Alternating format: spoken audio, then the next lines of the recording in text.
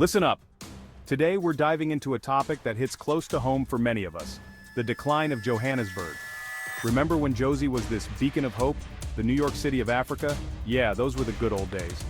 Since 2011, things have been, let's just say, a little rough around the edges. We're talking about a city that was once the economic powerhouse of Africa, now grappling with issues like rising crime, crumbling infrastructure, and a shrinking population of South Africans. So buckle up, because we're about to unpack the 5 shocking facts behind Johannesburg's fall from grace.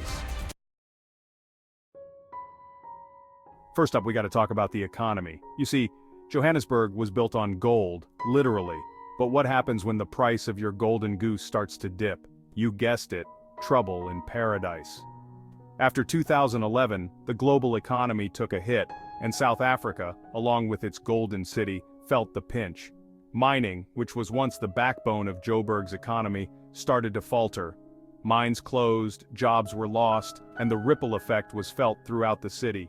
Businesses started shutting down, unemployment soared, and suddenly that vibrant Joburg energy started to fade. Now, I'm not saying it's all doom and gloom, but the economic downturn definitely set the stage for some of the other challenges Johannesburg is facing today. And speaking of challenges, let's talk about the elephant in the room: crime.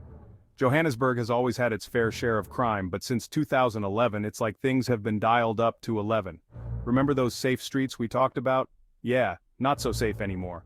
From petty theft to more serious crimes like carjacking and home invasions, it feels like nowhere is truly safe.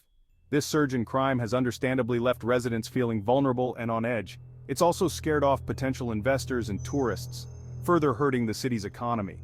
And it's not just about the numbers, it's about the fear, the feeling of insecurity that hangs over the city like a dark cloud. People are afraid to walk alone at night, to let their kids play outside. It's a far cry from the Johannesburg many of us once knew. Chapter 3: Crumbling Concrete, Johannesburg's Infrastructure Woes. Okay, so the economy is struggling, crime is up, but surely the city itself is still in good shape, right? Well, not so fast. Remember those shiny buildings and well-maintained streets from the good old days?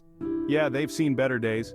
We're talking potholes the size of small cars, traffic lights that haven't worked since the last power outage, and public transport that's, well, let's just say it's an adventure.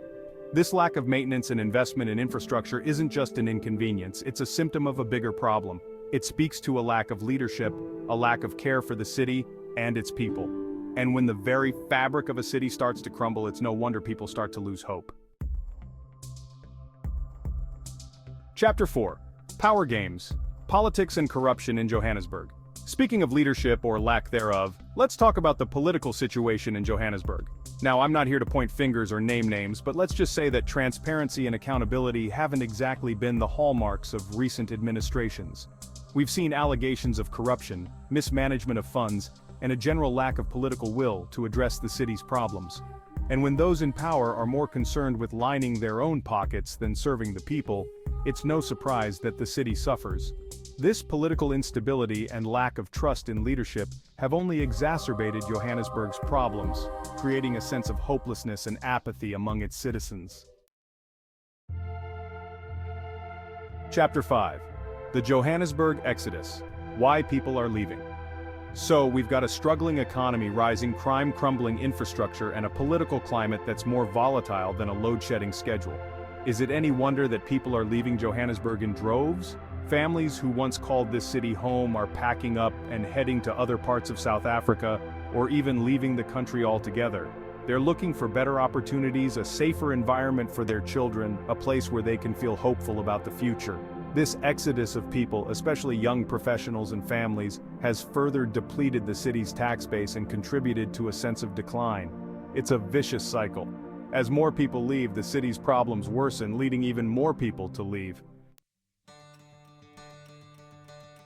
Can the city of gold reclaim its shine? So there you have it, 5 shocking facts behind Johannesburg's decline. It's a story of a city that was once a beacon of hope, now grappling with complex and interconnected challenges. But hey, don't despair just yet.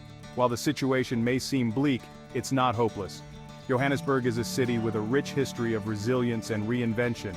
It's a city that has overcome adversity before, And with the right leadership, the right investments, and the collective will of its people, it can do so again. Thanks for watching. Show some love by subscribing.